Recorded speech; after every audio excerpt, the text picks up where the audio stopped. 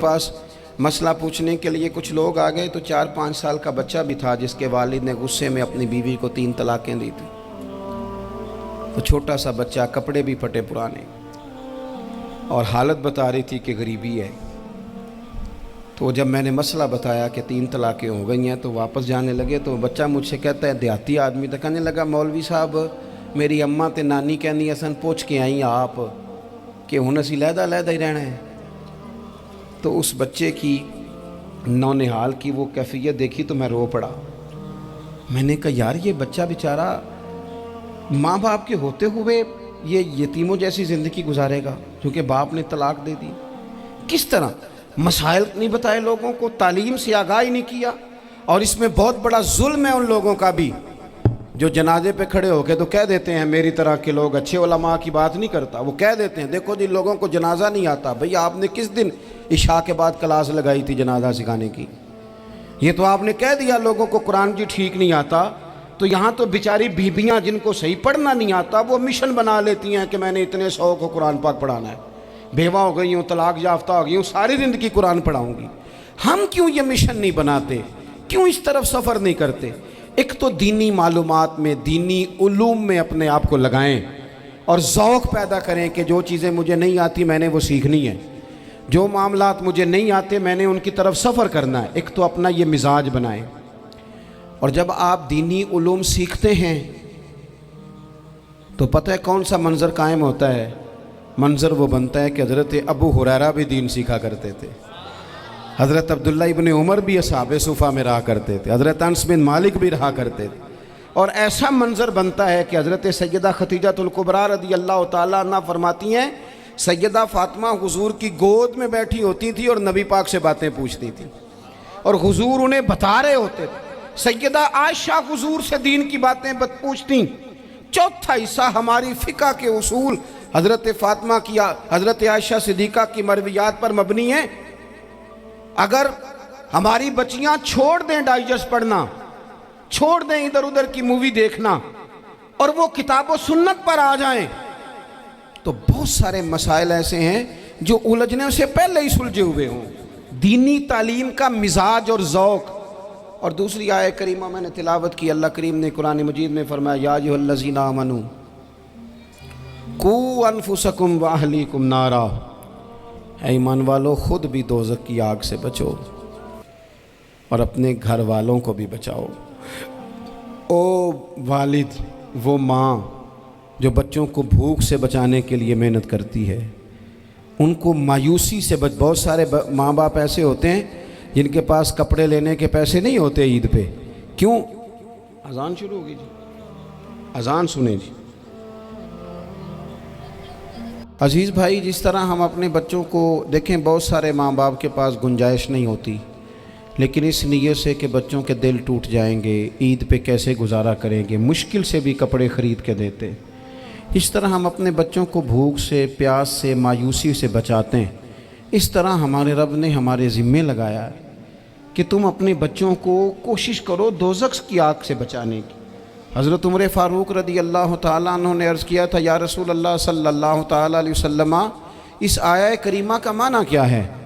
तो महबूब करीम अलैहिस्सलाम ने फरमाया, उमर, जिन चीज़ों का अल्लाह तुम्हें हुक्म देता है तुम अपने घर वालों को उन चीज़ों का हुक्म दो, जिन चीज़ों से रब रसूल तुम्हें मना करते हैं अपने घर वालों को उनसे रोको। अपने घर के अंदर निफाज़े दीन करने की कोशिश करो। मेरे भाई, बहुत ज़्यादा आजमाइश है हमारे घरों में, बेचैनियाँ हैं, इज़्तिराब है, बच्चों में सख्ती है, बहन भाई एक दूसरे के साथ लड़ते हैं, मिजाजों में तलखी आ गई। क्यों भला? इसलिए कि माँ बाप को जो बेहतरीन किरदार और जो हसीन तरीक़ा घर में अपनाना चाहिए था, बच्चे तकरीर बाहर से सुनते हैं लेकिन वो फॉलो अपने माँ बाप को करते हैं। अगर माँ बाप में हौसला हो, सब्र हो, इत्मीनान हो, खुददारी हो, थोड़े पर गुजारा करने का मिजाज हो। देखें ना, आज डिप्रेशन है, टेंशन है, पैनिक्स अटैक्स हैं, बड़ी सारी चीज़ें आ गई हैं। क्यों भला?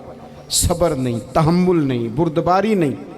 आजमाए। एक दिन एक बच्चा मेरे पास आ गया मदरसे का और आके वो रोने लगा میرے گھر والے کہنے لگے کھانا چھوڑ دیں، پہلے اس کی بات سن لے۔ میں نے کہا پتر کیا ہوا، کسی نے مارا ہے کسی استاد نے؟ کہنے لگے نہیں حضرت، گھر فون کیا تھا تو میری اماں اور ابا کی لڑائی ہو رہی ہے۔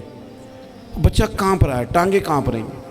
میں نے کہا کیا ہو کیا گیا تمہیں پتر، لڑائی ہو رہی ہے تو گھروں میں ہو ہی جاتی ہے۔ کہنے لگے نہیں، آپ کو پتہ نہیں وہ بڑا سخت لڑتے ہیں۔ میرے والد جب میری والدہ کو مارنے کے لیے آگے بڑھتے ہیں تو ہم سارے چارپائیوں کے نیچے چھپ جاتے ہیں، ہمیں خوف آتا ہے، وہ منظر خطرناک ہوتا ہے۔ یہ کون تکلیف دے رہا ہے اپنے بچوں کو؟ یہاں بیٹھے ہمارے ہاں میلوں دور رہتے تھے اس کے گھر والے، تو وہ تکلیف میں تھا، تو گھر میں کیا کیفیت ہوگی؟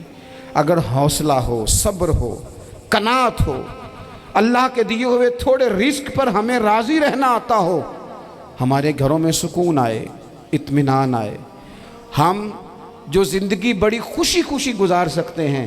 ہمارے مزاجوں کا لالچ، ہماری طبیعتوں کی بے راہ روی، ہماری جھوٹی انا کا بت، ان ساری چیزوں کو ختم کر دیتا ہے۔ اپنی زندگی کے اندر اگر ہم وہ کردار اپنے بچوں کو دیں، جس کردار میں موبائل بھی ہو، جس میں گاڑی بھی ہو، جس میں پیسے بھی لا کے ابا دراز میں رکھتا ہو، لیکن والد کا گھر میں مصلی بھی موجود ہو، اس کی کوئی تسبیح بھی ہو، وہ یہ بھی کہتا ہو کہ خدا نے اپنے فضل سے آج 5,000 دیا ہے تو اس میں 1,000 غریبوں کا بھی ہے، اس میں تھوڑا سا میں نے اللہ کی رضا کے لیے بھی رکھا ہے۔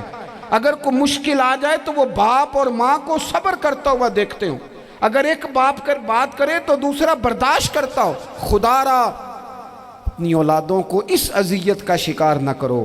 اپنے گھروں کے اندر وہ خودداری، وہ پیار، وہ وقار، وہ محبت، وہ انداز۔ آپ تھکے ہوئے ہیں، کوئی شک نہیں، آپ بہت سارے مسائل کا باہر شکار ہوں گے، کوئی شک نہیں، لیکن آپ باہر سے تھک کے آئے ہیں، اور اگر آپ باہر اپنی فیکٹری کے مالک ہیں اور دفتر کے بڑے ہیں تو گھر میں بھی تو آپ بڑے ہیں نا۔ آپ کی ماں بھی تو انتظار کر رہی ہے، اس نے بھی تو دکھڑا سنانا ہے نا آپ کو۔ آپ یہ دیکھیے کہ آپ کے بچے بھی تو انتظار کر رہے ہیں، وہ چاہتے ہیں کہ ابا آ کے بیٹھیں تو ہم ان کے سینے پہ چڑھ کے تھوڑا کھیلیں۔